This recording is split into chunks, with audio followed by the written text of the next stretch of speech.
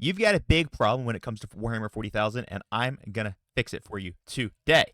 A lot of players are going to reach a point where they start taking this game more seriously. And if you're watching on YouTube right now, you're that person. Whether you're with your casual friend group or with a big gaming group, you're studying more, you're building better lists, and you're thinking more about your decisions. But then something very, very frustrating has begun to happen. You start getting worse results. If that's happening to you, it's actually not a bad sign. It's actually part of getting better. I'm going to explain why it's okay to get worse results in the meantime while you are freaking improving. Guys, this is where most people quit, but you are right on the edge. So bear with me for today's video because this is critically important for your success in the game. And honestly, in a lot of aspects of life. So just bear with me here. We got it. This is going to be an 8-minute video, but I've got you, fam. Here we go. Let's jump right into this thing. This is normal. This is the phase of growth that people get into. This is your transition from journeyman to mastery. It feels like you're regressing, but it's actually progress. I'm going to give you a very, very quick little analogy, okay? I don't know if any of you guys did like martial arts when you were young, but most of us at least did like kid karate or kid taekwondo, right? When you get an orange belt, so like your third ranked belt, or at least when I did when I was a young kid, that is just enough martial arts to learn how to get your butt kicked on the playground, right? You have learned just enough rules of engagements to really get hurt when you try to stand up to the playground bully. Martial arts has this actually similar with Warhammer 40,000. When you learn a little bit of knowledge, suddenly it can actually at times feel like it's more dangerous to you than it is to your opponents. This is actually a level of skill mastery that will apply to a bunch of different things. At a certain point, when you don't know how to fight and you just throw wild punches, sometimes you're going to land them and you're going to hit people, right? But when you know a little bit of martial arts, you're going to be focused on where your feet are, you're going to make sure your shoulders are square, and then the playground bully is just going to punch you in the face and it's going to freaking hurt. But when you get a mastery of martial arts, suddenly you're not thinking about your shoulders being squared and where your feet are positioned. They're just going to be positioned correctly. And then suddenly, you're going to put the beat down on the schoolyard bully. So 40K is actually going to be very, very similar. So let me explain kind of like what this feels like to you, and then I'm going to break all this down in really good detail. Suddenly, you are at the level of knowledge where you are second-guessing your decisions. You're having slower turns because you're really worried about all these little angles and all of these little, oh, is my opponent going to rapid ingress? Do they have this reactive move? And you're going to constantly be asking questions. And then you're going to realize, oh, crap, I didn't screen the corner back there. And, oh, crap, I didn't account for the fact that I don't have enough CP.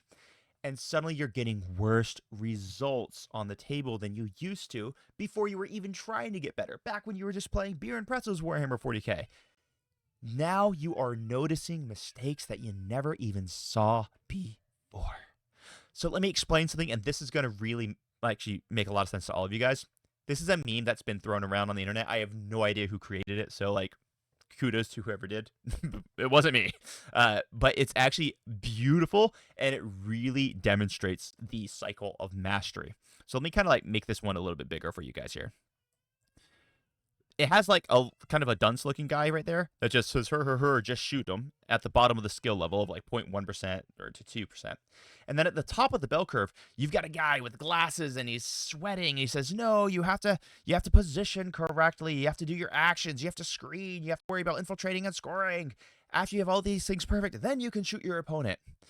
And this is where many of us in the center of the battle or in the middle of skill mastery really live, is this position where there's just so much information and it's constantly berating you and you get overwhelmed and you know you're gaining more knowledge about the game. You know that you've been studying hard and now suddenly, occasionally you'll land the heroic intervention, but then you forget about your opponent who has Overwatch and all of these things happen.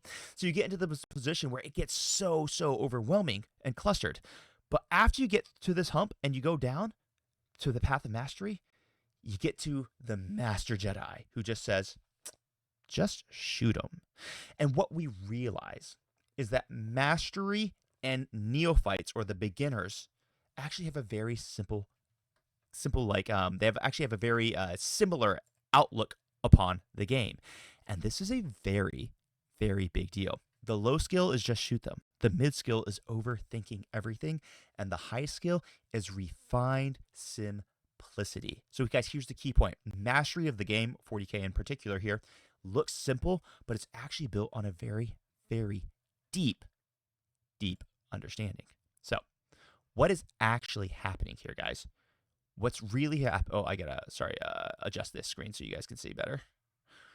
What's actually happening here is that you're becoming aware of your mistakes. Your unconscious incompetence, where typically people would be just like, yeah, I'm just going to run forward and try to land a charge, is now becoming conscious incompetence because you're realizing that you can't just run forward and hope you make a charge. But when you go to stage, now you're forgetting about other things that will make you make mistakes that your opponents can take advantage of. But the real deal is this one. Your win path has become problematic. So if you're now going to RTTs where you are going 1 and 2, but you used to be going 2 and 1, check this out. This is what happens, okay? Before you started training, before you started trying to get good at Warhammer 40,000, you would show up to an RTT and you would get crushed by the first person you played, and then you would beat the next 2 people, and you would end up 2 and 1. What a good record. And then you start treating Warhammer seriously, and you go to an RTT and you crush the first person that you come across, and then you get paired into the guy who ends up winning the tournament, so you lose that round. And then in the third round, you're playing someone else in the 1 and 1 bracket who just barely also lost to the guy who wins the tournament, and you end up going 1 and 2, and you think that you're doing worse, but in all reality, you're actually a much better player than you were back when you were going 2 and 1. Now, obviously, there's circumstances and there's nuance behind this, but what happens now is that you actually are putting yourselves in a higher level bracket of players, and you lose more when you go to a higher skill level. This is natural. This happens to absolutely everyone out there. So what we have to do is we have to fix the way that our brains work here, okay? We've already kind of talked about this slide. I kind of talked about it a little bit. Why performance drop, why you're getting these performance drops. It's because you're everything we just said. But here's the turning point, okay?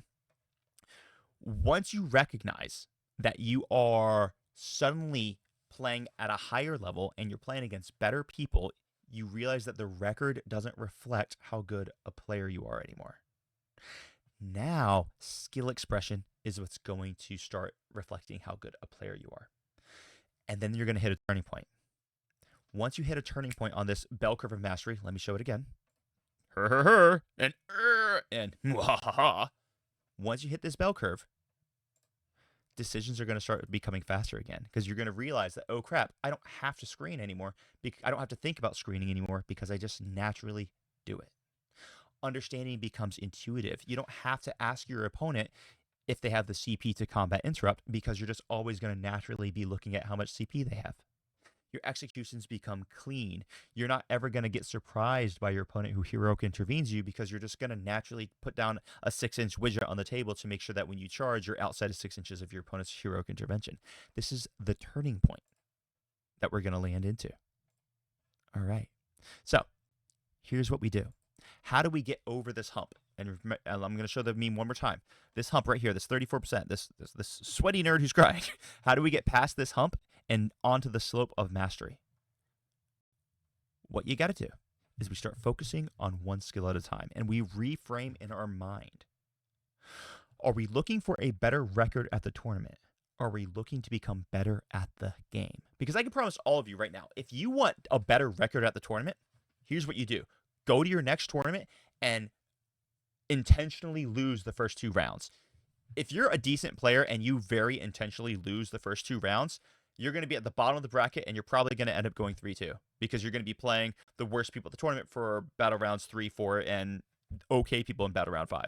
So if you really want to go 3-2, just concede round 1 and 2, and then you'll be able to win the next 3 without too much of an issue. That's how you very easily go 3-2. But that's not how you want to go 3-2. You want to go 3-2 because you are playing better players and you are playing better yourself. That's how you want to do it. So this is how we make this happen, okay? We don't worry about the record. We worry about the skill expression that we're developing. So we're going to focus on one skill at a time. When I became really good at Warhammer 40,000, this is what I did. I was playing against a WTC player who introduced me to competitive play, and it seemed so like ludicrous that I would ever be able to beat this guy. And I knew that I was never going to beat him. So what I just did is I started focusing on individual skill acquisitions. I said, hey, you know what? I'm never going to beat Sandra. But what I can do is I can absolutely make sure that I start screening correctly so that he's never going to deep strike in a position where I'm surprised. So I just said for the next 10 games, I'm going to make sure I pre-measure all of my movements. I pre-measure all of my shooting. I pre-measure absolutely everything, and I pre-screen everything. And as long as I do that, in my brain, I'm going to consider this a win. So I did that for 5 games, and then I stopped doing it. But not because I quit doing it. I stopped doing it because I stopped having to think about it, and suddenly it just became natural. And so I just did it naturally without actually having to put effort into it. So as of today, when I go to tournaments, I don't think about screening. I just do it. This is very similar to, if you guys know basketball at all, if you remember the great Kobe Bryant.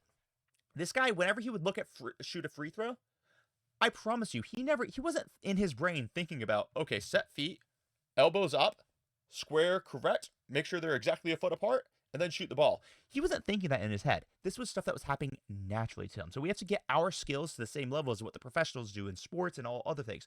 You need some of these things to become automatic and just naturally attainable. So grab one skill at a time and master it, make it automatic for yourself. Then what we're going to do is we're going to start accepting short-term losses. It's okay to go 2-3 at this tournament if that means you only lost to the people who are really good because you're in a higher bracket now, because you crushed people in round 1, you crushed people in round 2, and then for the next 3 rounds, you are only playing really good people. Okay, your record might be less good, but you played way better people than you would have back in the day. Now, after we start accepting the fact that it's okay to lose games to really good players as we're obtaining new skills, we're going to start reviewing our games. I've recommended to everyone that you take pictures at the start of every single turn of the battle. That should be 10 pictures over the course of an entire game so that you can review your decisions.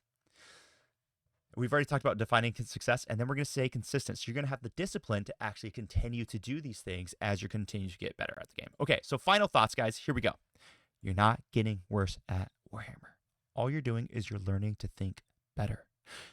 A temporary record, temporarily having a worse record does not make you a worse player.